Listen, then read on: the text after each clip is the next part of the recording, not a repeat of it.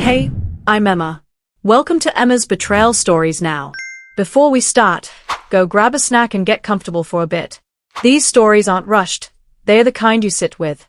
Today's story comes with an update and my own personal opinions throughout the story. Let me know in the comments if you agree or see it differently. Let's begin.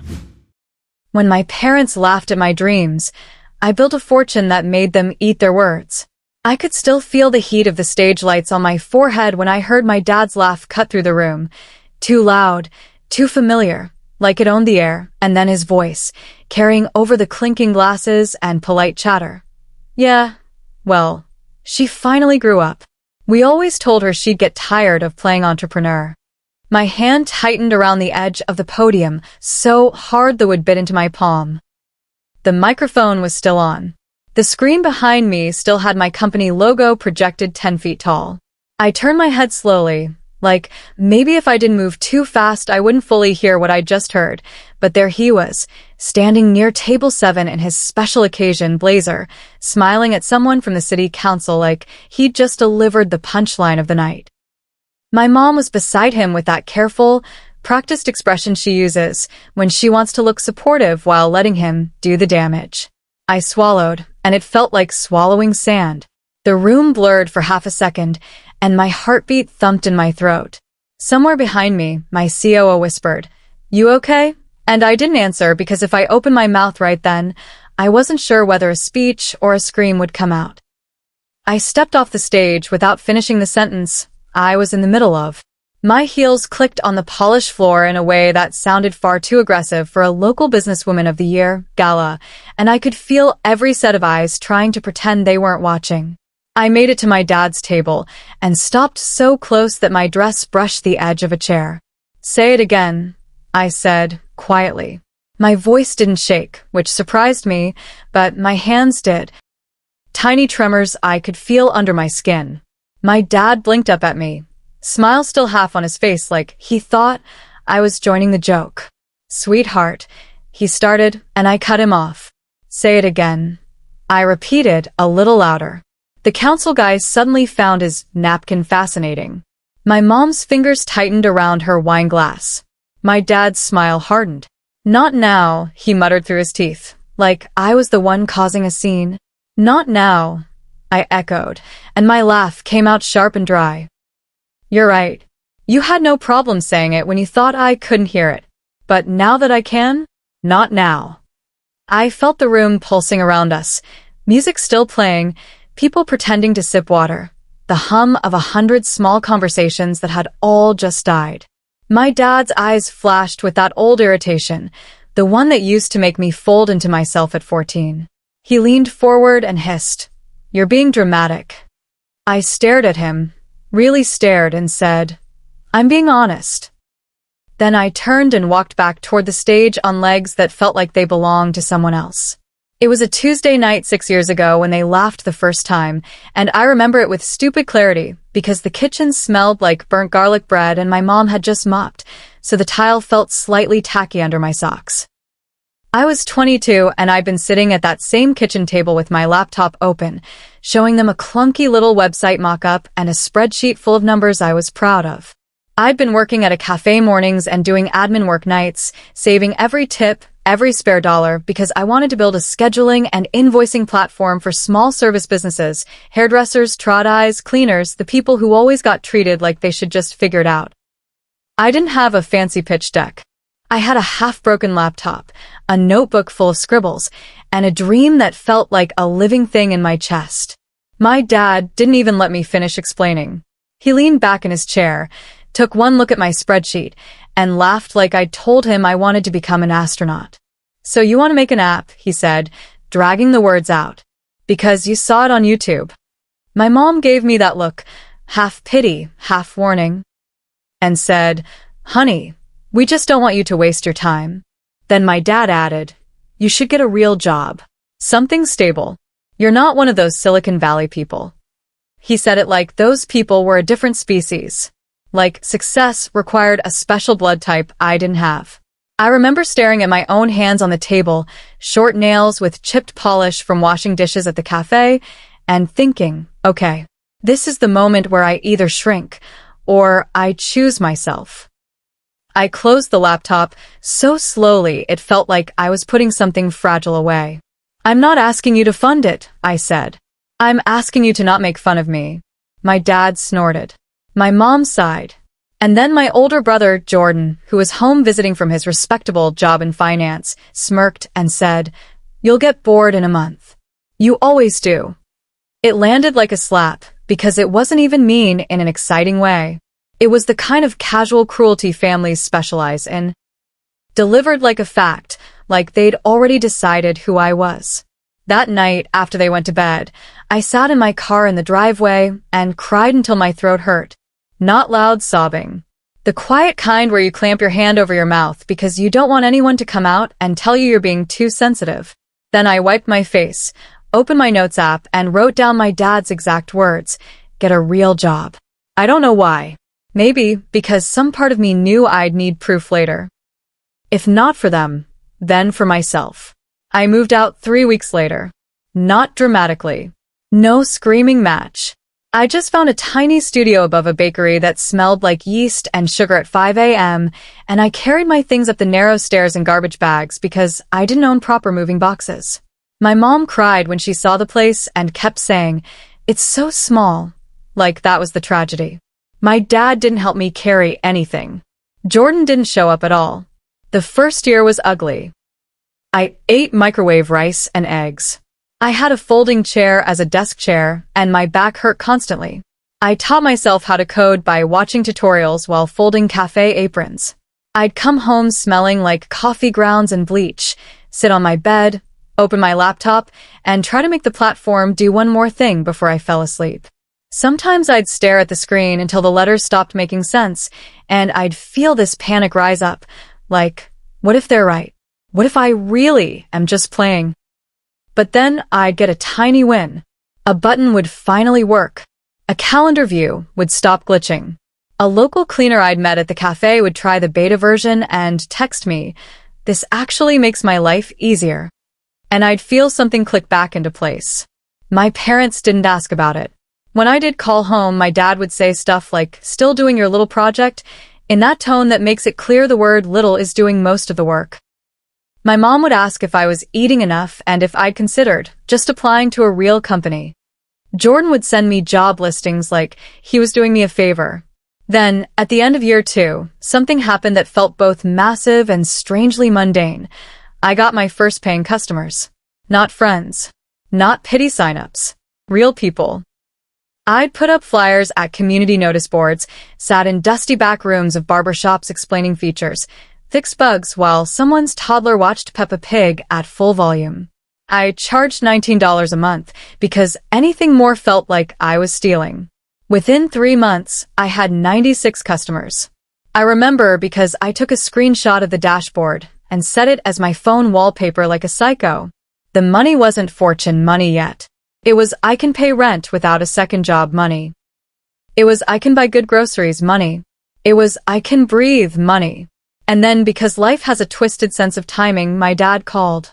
He didn't call to congratulate me. He called because Jordan had crashed his car and needed help with a down payment on a new one. "We're family," my dad said, like the concept had only just been invented. "We all pitch in." I remember standing in my tiny kitchen, holding the phone between my cheek and shoulder while stirring pasta, and feeling my stomach go cold. "I don't have that kind of money," I said carefully. My dad scoffed. "You live alone," he said. "What do you spend your money on? Your little app?" I almost laughed. Almost. Instead I said, "Yes. I spend my money on the thing you told me to stop doing." Silence. Then my mom's voice came on the line. She'd been listening on speaker. "Sweetheart, don't be like that," she said. "Your dad didn't mean it. He did mean it. He meant every word. He just didn't like the echo." Fast forward to this gala, 6 years later. My platform didn't stay little. It grew, slowly and stubbornly. A local council program featured it in a small business newsletter.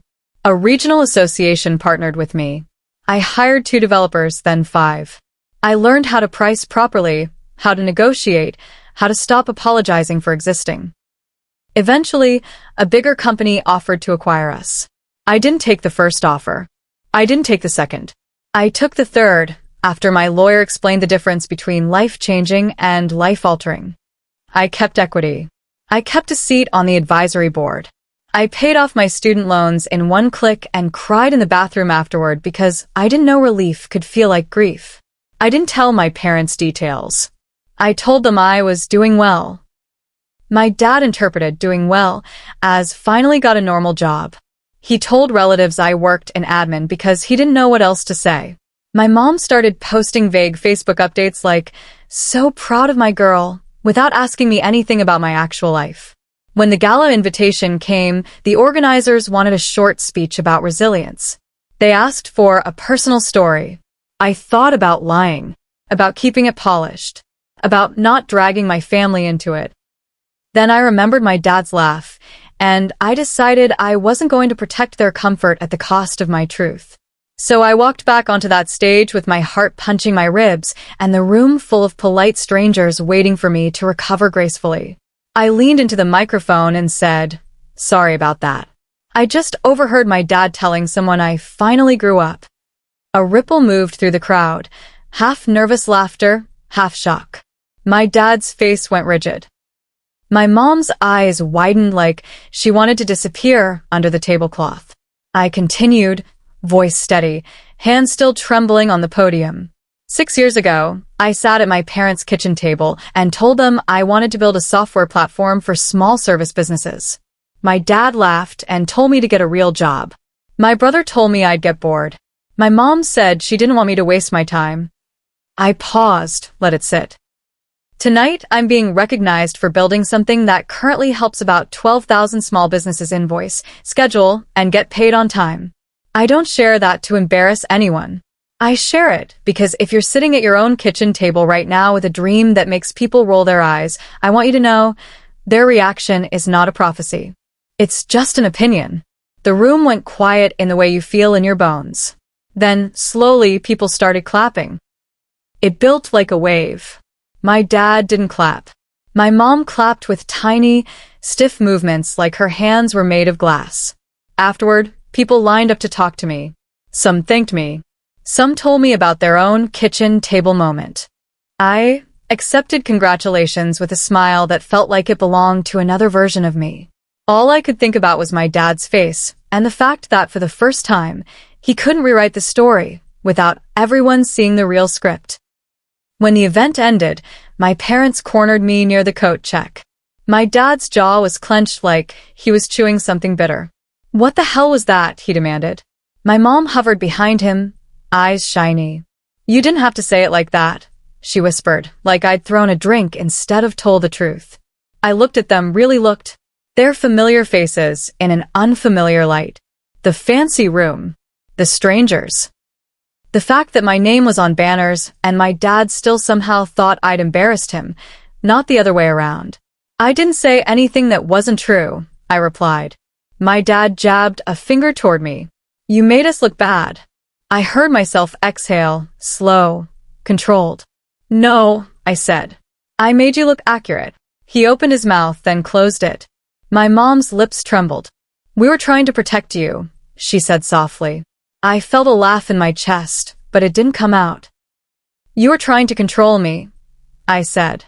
"There's a difference." And that's where I'm going to pause, because that was the moment I realized the gala wasn't the real confrontation. It was just the first crack. The real fight was going to be about what came next, about money, boundaries, and whether my parents could handle a world where I wasn't their cautionary tale. My dad is the kind of man who thinks encouragement spoils you, like confidence is a dessert you haven't earned. He's not evil. He's worse in a subtler way. He's convinced his cynicism is wisdom. He genuinely believes he was doing the right thing by laughing because in his mind, laughter is a corrective tool. And my mom is the softer version of the same problem. She doesn't throw the punch, but she holds her arms while someone else does, then cries afterward and wants credit for feeling bad. Jordan, my brother, is a walking spreadsheet of social approval. If a path is respected, he respects it. If it isn't, he treats it like a phase. He's not even that interested in hurting me. He's just committed to being right, and my dream threatened that because it didn't fit his tidy model of what smart looks like. And me? I've been trained to carry everyone's discomfort like it's my job. I've spent years translating my ambition into smaller words so they wouldn't feel intimidated. I don't think what I did was revenge. I think it was overdue honesty delivered in public because private honesty was never taken seriously. If my parents can't handle being accurately described, that's not my responsibility to fix. Update. Okay. I posted this originally because I needed to get it out of my body. I didn't expect the flood of messages, but a lot of you were right about what happened next. The gala wasn't the end. It was the beginning of the money conversation. 2 days after the event, my mom texted me, "Dad wants to talk. Please don't be angry." Which is basically her way of saying he's angry and I want you to absorb it so the house stays calm. I agreed to meet them at their place on Sunday afternoon. I told myself it was because I'm an adult and I can handle an uncomfortable conversation. The truth is, a part of me still wants them to suddenly become the kind of parents who can say, "We were wrong and we're proud of you," without making it about their feelings. I arrived with a box of pastries because my mom always offers food as a peace treaty. My dad was already sitting at the dining table, arms crossed, a stack of papers in front of him like he'd prepared for court. My brother Jordan was there too, which immediately made my shoulders tense. Jordan doesn't show up unless there's something to gain or a narrative to control. We did the fake small talk for about 30 seconds. Then my dad slid the papers toward me and said, "We need you to help us." I looked down. It was a mortgage statement, a couple of overdue bills, a letter from the bank. "What happened?" I asked, and even though my voice stayed neutral, I could hear the alarm in it. My dad cleared his throat. "Interest rates," he said, waving a hand like the economy was a minor inconvenience. "And there were some changes at work." Translation. He'd lost his job or had his hours cut and didn't want to say it out loud. My mom's eyes were wet already. "It's just temporary," she said quickly. "We just need a little help until your dad finds something else." Jordan leaned back in his chair, arms folded, watching me like I was a financial product he was evaluating. "You can afford it," he said. Not a question. A statement. Like my ability to pay automatically created an obligation. I stared at the papers, then back at them. "How much are you asking for?" I asked. My dad named a number that made my stomach drop. It wasn't help with groceries money. It was bail us out money. I didn't say no immediately. Not because I wanted to say yes, but because I was trying not to react the way they've always painted me. Emotional, dramatic, ungrateful. So, I asked questions. When did this start? What's the plan? Have you talked to the bank about hardship options? My dad got irritated the more practical I got because he didn't want a plan, he wanted control.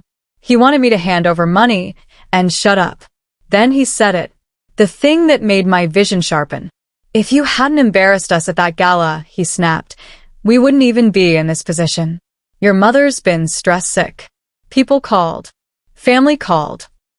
You made us look like we didn't support you." I felt something go very still inside me. "You didn't support me," I said. My mom flinched. "We supported you emotionally," she whispered. "You told me I was wasting my time," I said, and my voice stayed calm, but every word felt like it had edges. "You laughed. You minimized. You tried to steer me into a life you approved of. That's not support. That's management." Jordan finally spoke, smug. "Okay, fine," he said. "You got your moment. Can we move on? They're your parents." I turned to him. "Where were you when I was eating rice and eggs because I couldn't afford groceries?" I asked.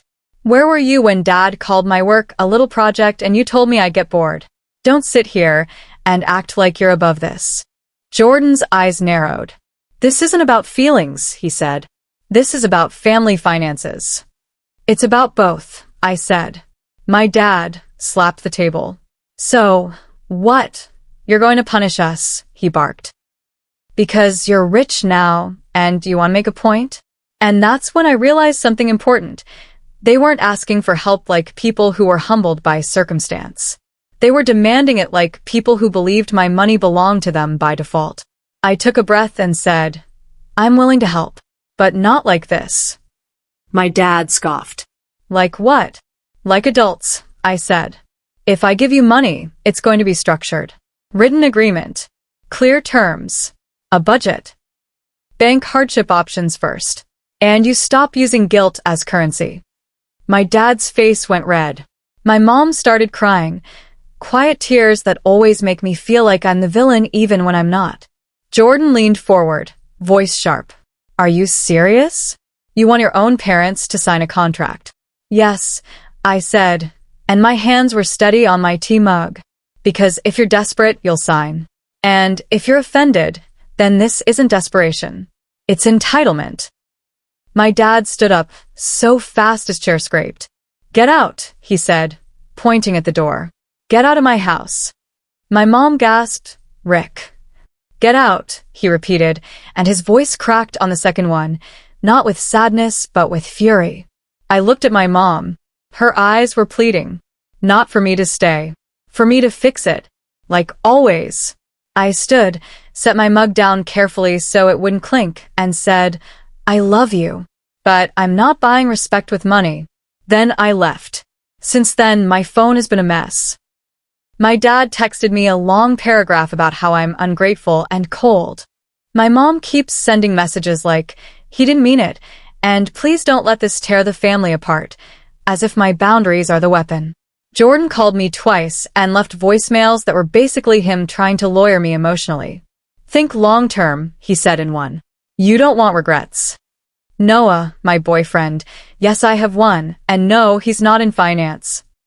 Sat with me on my couch while I listened to the voicemails, and he didn't tell me what to do. He just handed me water and said, you don't owe anyone access to you because they share DNA. That sentence felt like a door opening.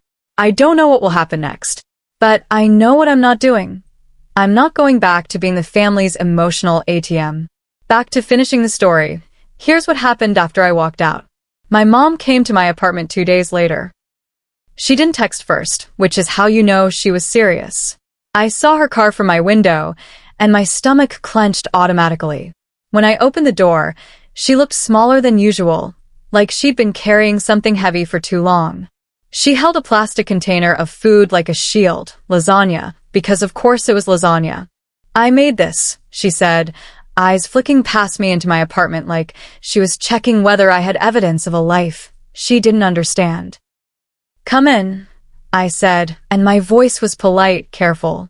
She sat at my tiny kitchen table, the one I bought when I finally moved out of the bakery studio, the one I chose because it reminded me of my old kitchen table, except this one belonged to me. She set the lasagna down, took a breath, and said, Your dad is scared.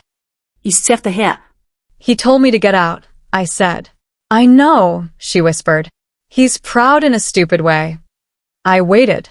My mom's hands twisted together in her lap. He did lose his job, she admitted. He's been applying.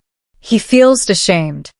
Okay, I said, because I wasn't going to pretend I didn't have empathy.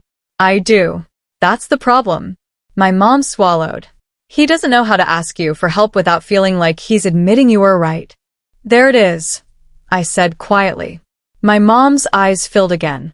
I just want peace, she said. I leaned back in my chair, feeling the hard edge of it under my thighs. Mom, I said, you want quiet, not peace. Peace would mean he apologizes. Peace would mean he doesn't punish me for telling the truth. She flinched like I'd slapped her. Then she said something that surprised me. You're right. It was so small, but it hit me like a wave. She stared at the table. I should have defended you, she whispered. I should have told him to stop laughing at you. My throat tightened. I picked at a scratch on the table with my fingernail, because I didn't know what to do with a moment like this. She continued, voice shaking. When you left, I thought you'd come back. I thought you'd realize it was too hard and come home, and we'd be right. She looked up at me, eyes wet. And then you didn't. And I didn't know how to face that.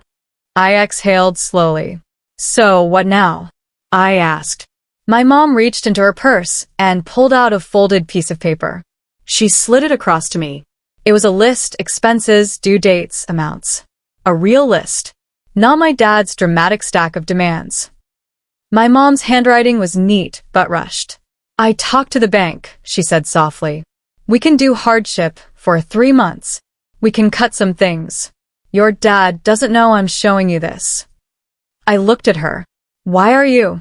I asked. She swallowed hard. "Because I don't want you to hate us," she said. "And because I don't want your help to destroy you." That was the first time my mom had ever said something that sounded like she recognized me as a full person, not just a daughter-shaped role. I read the list. It was still a lot, but it was specific. It was solvable. "I'll help," I said finally. "With conditions. Not to punish. To protect everyone." My mom nodded fast. "What conditions?" I didn't even have to think anymore, because I'd already lived this lesson.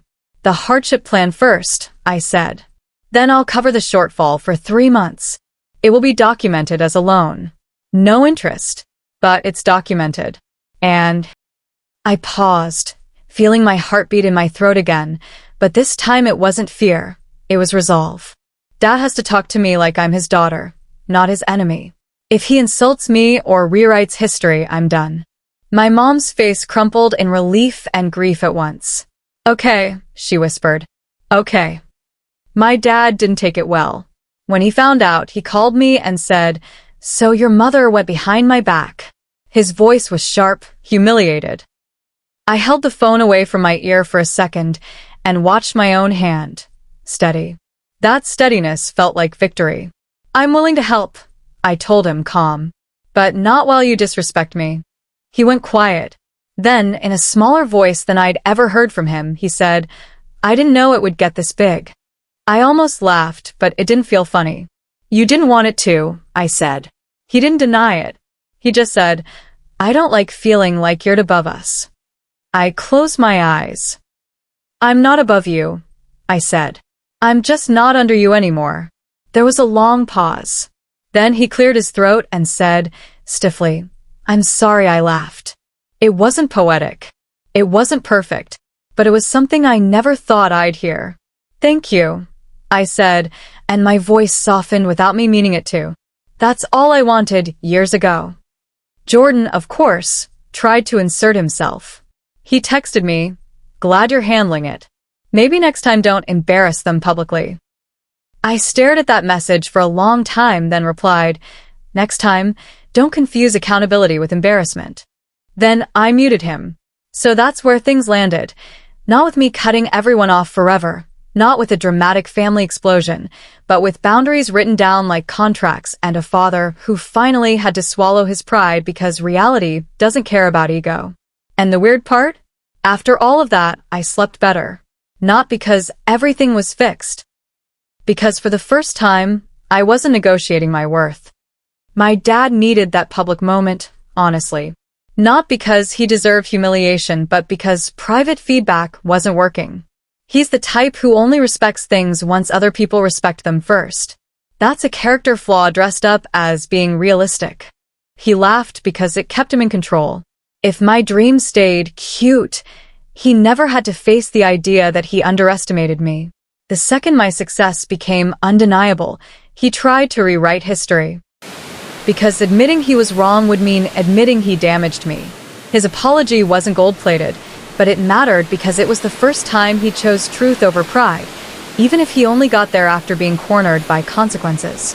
My mom is harder for me. She's not cruel, but she's complicit. She wants harmony so badly that she'll sacrifice me to maintain it, then cry and call it love. That said, her showing up with the real numbers, the bank plan, and that quiet "you're right" was the most adult thing she's done in my entire life. If she keeps choosing that version of herself, the one who tells the truth even when it's uncomfortable, there's hope. Jordan? Jordan can choke on a spreadsheet. He's the kind of person who thinks emotional reality is an inconvenience unless it affects his reputation. He'll always side with whatever looks smart in a room full of strangers. He didn't root for me when I was building from nothing, but he'll gladly position himself near my success like it's a warm fire. He's not the villain of my life, but He's definitely not someone I'd trust with my softness. And me, because I'm allowed to have an opinion about myself too. I'm proud that I didn't turn into what they expected. I didn't become bitter in the loud way. I became firm. I stopped translating my ambition into smaller words. I stopped paying for love by shrinking. The fortune wasn't the point. The point was the moment I realized I could stand on a stage, hear my dad laugh, and still choose to tell the truth without collapsing. That's not revenge. That's growth. And if my parents have to eat their words to finally see me clearly, then honestly, Good. they've been feeding me theirs for years.